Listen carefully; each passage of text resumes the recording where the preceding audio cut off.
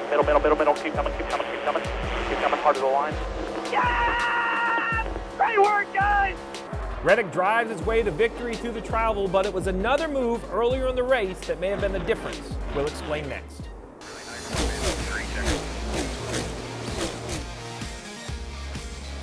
Welcome into a new episode of NASCAR Inside the Race presented by Consumer Cellular. So Todd, it was Tyler Reddick that took Michael Jordan to victory lane for the first time in person down at Talladega in a thrilling finish. Yeah.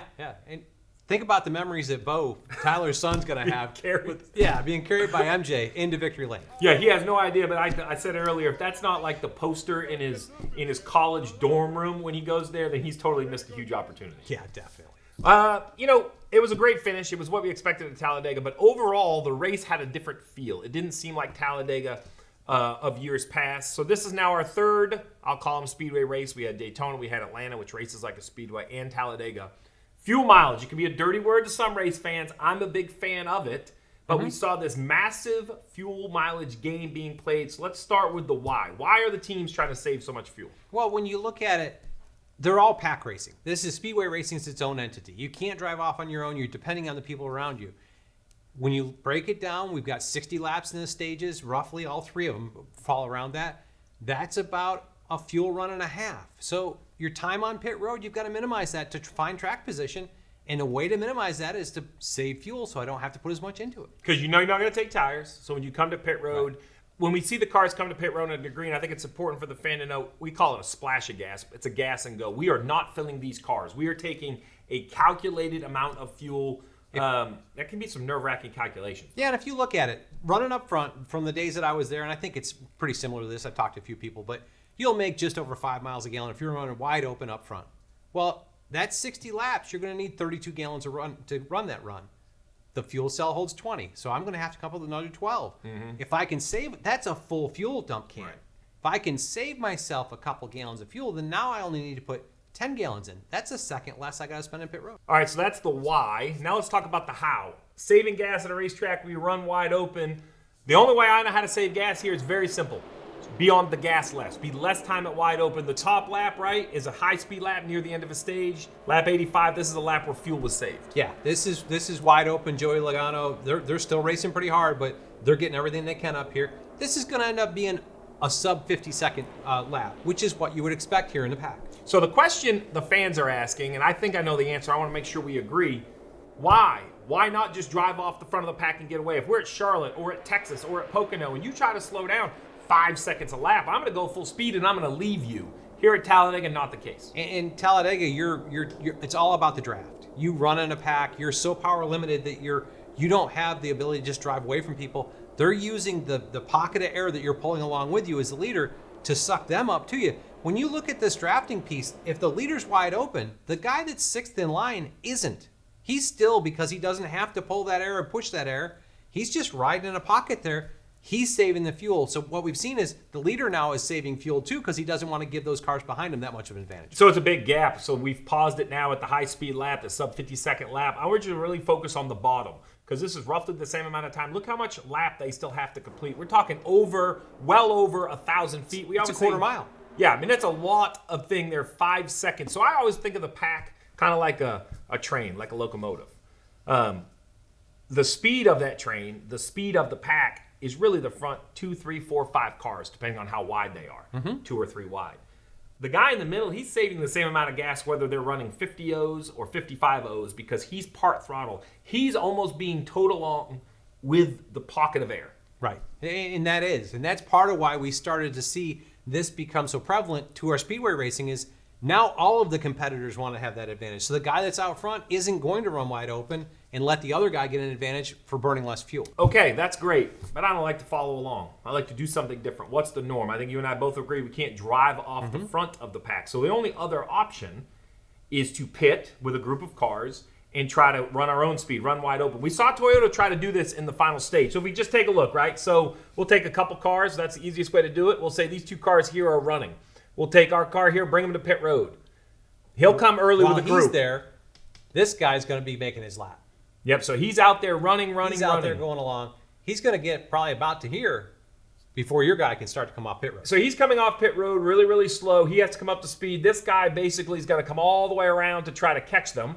And they're going to end up, we see this a lot, right? We're going to see kind of on the backstretch. We'll say almost the back straightaway. Yeah, almost the back straightaway. So this is why you think it's an advantage to pit later and not earlier, because now the car that pitted earlier is the blue car.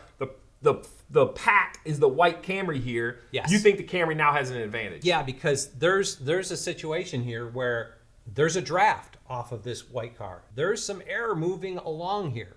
And So now, even though they're almost a whole straightaway apart, and you and I agree on this, we felt like you're it was getting a like pull. 9 seconds. If you could be within 9 seconds of that car, you're seeing some of that momentum the car was pulling of air, and that means that you're not having to push that air. You get a little lap time, and that'll help you kind of move your way forward. well then, and you brought this up, this is a great point. Let's put this car here. Let's say there's a couple stragglers that had a bad pit stop. Maybe they're a lap down.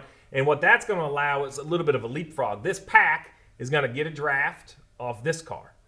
And Then then, when they- once yeah, they get right. here, they leapfrog this. Now they're that close to this car. And at this point, the pack now has momentum coming to you, and they're going to use you up when they get there. Well, and why that all matters is because if we kind of reset the whole thing, if we pull back up to the rear bumper, you put this car here and this car here. Remember, when this car pits, he's going to come out basically a quarter lap in front, which is the whole idea. Yes, that's the whole piece, and you've lost the advantage.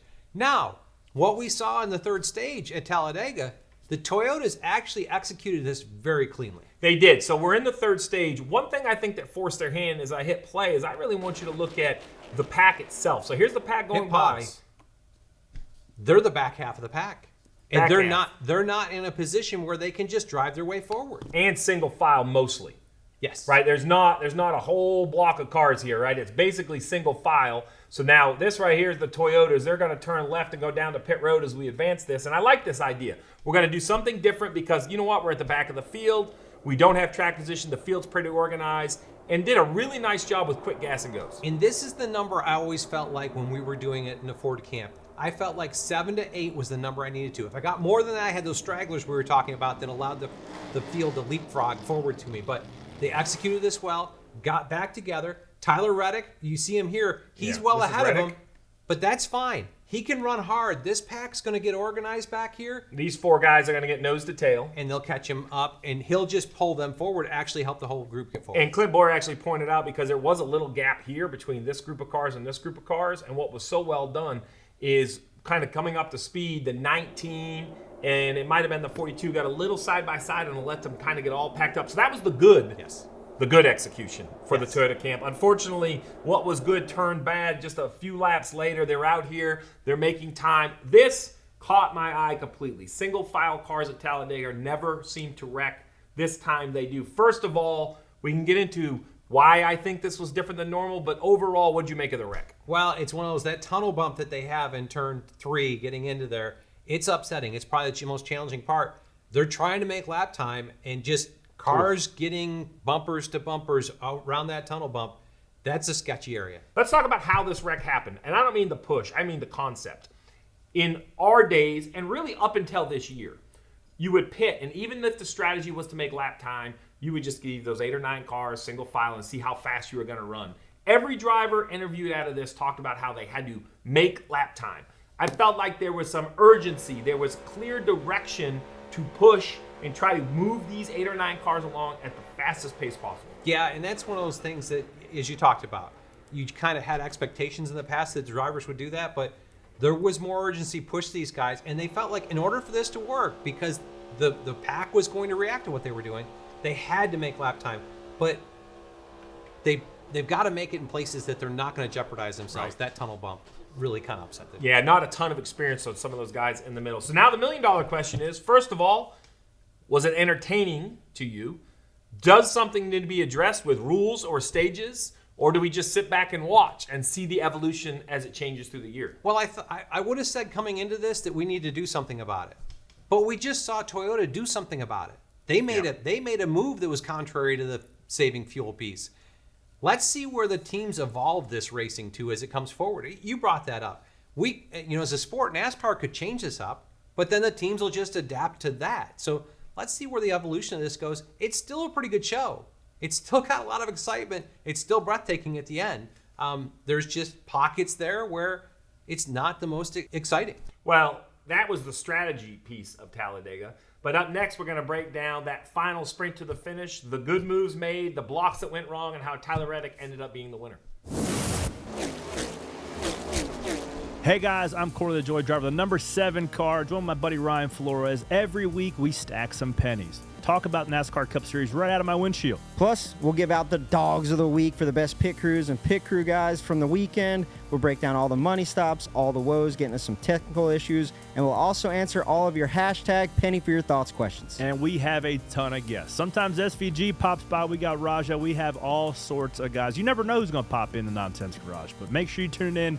SiriusXM on Tuesdays, YouTube on Wednesdays, wherever you find your podcast on Wednesdays as well. Come stack pennies with us.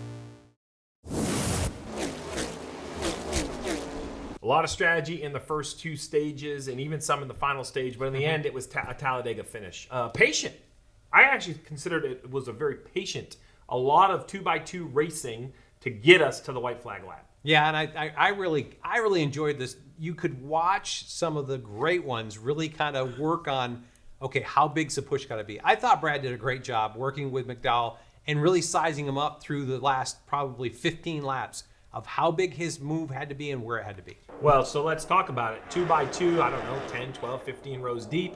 We see the front row is McDowell and Tyler Reddick. Behind them, Brad Keselowski and the 19 of Truex. I agree. I think right here, Brad knows his chance to win this race is to get the 34 out front and clear. And that is why the 6 is connected. The 19 has a little bit of a struggle. If we back it up, I don't think this is totally on the 19 because I think we both agree that the 4 car, Reddick, I think post-race had the opinion he wasn't trying to push a Toyota. I think the 4 car is looking in his mirror, trying to pick up the 38 and set an offensive move. He's got the 38, the 2, and the 22 behind him. He's going to try to back up and make a run. This is a rookie in the Cup Series. If you put Dale Jr. here, Dale Jr. backs this up real hard. Yep. And then the whole run comes forward. He's just learning how to do this, and he didn't get back far enough to make the run big enough forward. To your point, I don't think he was trying to not help the Toyotas. I think he was trying to win a race himself. Trying to help himself. Well, at the bottom, Brad Keselowski is trying to help himself. He is connected to the 34's bumper, and this is really Brad being Brad. There's a reason he's won here 6 times. He sends the 34 into orbit, and I think the most important part is right here. Brad's dictating the race at this point. When he's clear of the 45, Michael McDowell is fully in defense at this point. And I think we all kind of knew it. And now the 6 goes back, gets a run from the 10, and then it's all about the moves, the pushes. The 6 gets the run, he goes high. The 34 goes high to block. Then the 34 turns low to block. And then the end gets wrecked off the nose of the 6. You and I both had a lot of questions. I think the best thing to do at this point is let's actually go on board with the 6 car. We're going to ride with the 6, but listen to the spotter of Mike McDowell and how they play the final laps. Just protect the bottom here. Protect the bottom. Quarter. Disconnect the top. Disconnect the top. Disconnect the top. Don't let Brad get clear. Don't let Brad get clear. Brad is clear. Brad is clear. Brad is clear. His help is on. Drag. He's dragging. He's dragging. First 3 on the bottom are clear. First 3 on the bottom are clear. No pressure on the top. Just keep the 6. Keep the 6. Come back bottom. Come back bottom.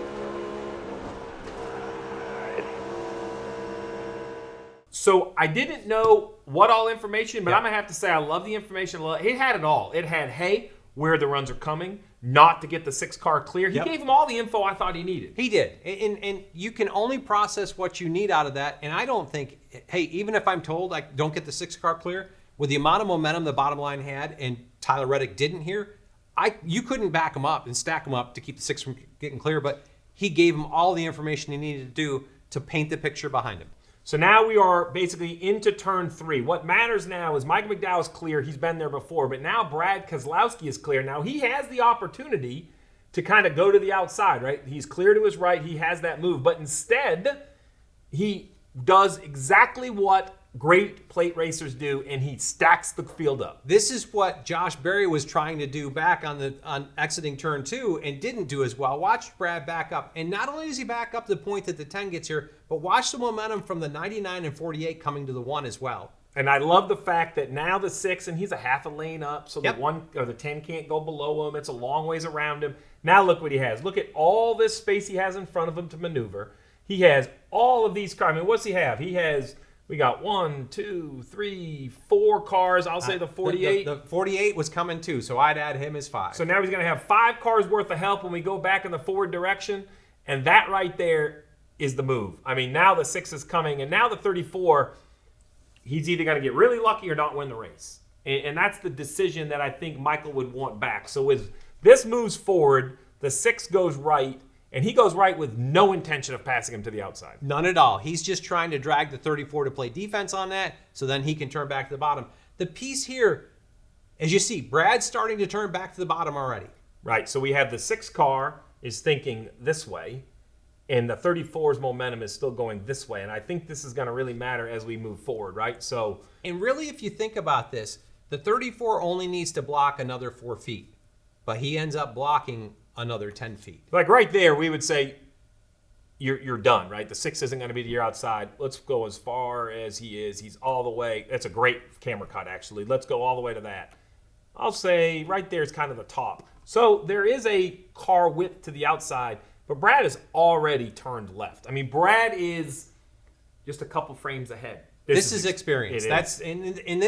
This will go in the notebook for the 34 team. And that's why, so follow me, if McDowell's car was still on the front headlight, right? If McDowell's car was more here. Now, I don't even mean blocking Brad, but kind of crowding him, forcing Brad to keep turning the wheel, I think he has a chance. You know, the problem is that he has such a big gap. I think Brad knows that he's kind of going to get the momentum. And Brad, yes, he does. And he's a little behind in the reaction. Part of which is because he went too high and didn't make the commitment back.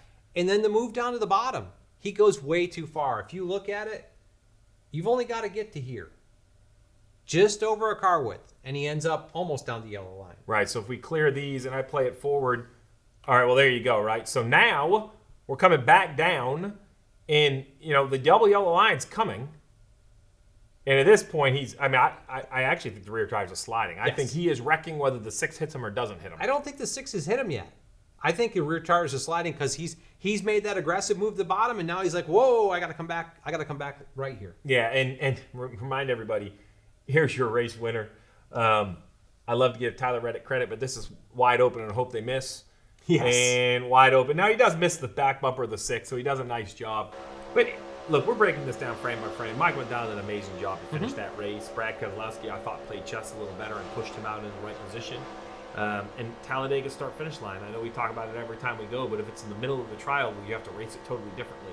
It's not. It's all the way through the tri-oval, and that extra distance was kind of all it took for the 34 not to defend and for the 45 to get in front of the 6. As crew chiefs, the tri-oval is one of the most difficult places to get through. It's less banking, it's a corner, and by the start-finish line being down here, it really brings that whole area back into play. Well, the finish at Talladega is the toughest thing to predict, which line you need to be in. Heading to Dover, everything's tough. It's named the Monster Mile for a reason. We're going to preview Dover when we come back. I'm Ryan Flores. Join Kim Kuhn and myself each and every week at Around the Track. We'll get you ready for the upcoming race weekends from short tracks to the Cup Series, whether you'll be attending in person or watching from home. Coming your way each week is the best bets to win some easy money and driver suggestions to help pump up your fantasy lineups. Around the Track also tells you what to watch for in the NASCAR Regional Series and which young phenom drivers to keep your eye on. Plus, our At Traction segment gives you all of the fan activities, concerts, and tailgating fun at the track. Be sure to check out Around the Track each and every Wednesday on NASCAR's YouTube channel.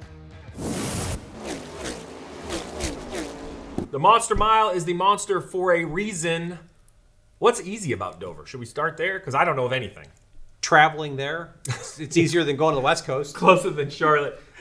It's the monster for a reason. It's high banked, concrete, straightaways are banked, pit road is difficult. Let's start with the surface. We saw tire wear at Bristol. I don't expect the same thing at Dover, but tire wear always has to be a concern when you head there. I mean, it always has been. When we showed up for first practice, usually the first set of tires would show cords in 10, 12, 14 laps. We didn't know where to go. I think Bristol has to be in the back of these crew chiefs' minds. I don't think it'll be an issue, but you got to be aware of what the weekend's going to bring. All right, so now you have a good car, you're set up good, you don't have tire wear. How do you avoid everybody's mess? Because in the corners, while it is wide, it all ends up at the bottom of the racetrack. And on the straightaways, because they are narrow, it seems like you hit the inside wall, you come right back into traffic. And they're banked. That's one of the caveats here. The straightaways at Dover are banked fairly considerably. I think 5 degrees on each of them. So they are self-cleaning. And it's narrow, as you said. Wall at the bottom, so they don't go off in the grass and go out of sight. When they do slide down the hill, they're usually going to hit something and pop back up. It's exhausting for the car. It's exhausting for the driver just because of the banking and the physical loads. And you don't really get a break because when you come to pit road, and I'll even say under caution, I know that sounds silly. Under green, it's really tough to get on. We've seen people miss pit road before. But even under yellow, it's narrow. The pit boxes are slightly bigger than what they once were now that we have a 40-car field. But it's only 35 miles an hour with a really awkward gear. Just nothing about Dover seems normal. No, it's a challenge in every facet. And as narrow as pit road is, they'll come out of there as slow as it is. They'd be 3 wide. You'll be banging on doors trying to get out of pit boxes. It's a challenge, especially around the corner here, to handle this place. And it takes a full team because we saw some gas and goes and a lot of creativity. But at Dover, I won't say every single time, but the majority of the time, it's kind of be mano 4 tires. Best pit crew's basically going to win. Yeah. Keeping track position and not having to do it out on the racetrack because it's tough. It widens up as it takes rubber, but this place is a challenge, especially turn 3 with all the bumps into it. Oh, rough into turn 3, a tight field front to back. Seems like the tightest field maybe than any year we've had in NASCAR, and they get to tackle Miles the Monster. Tune in on FS1 at 2 p.m. on Sunday where NASCAR heads to Dover.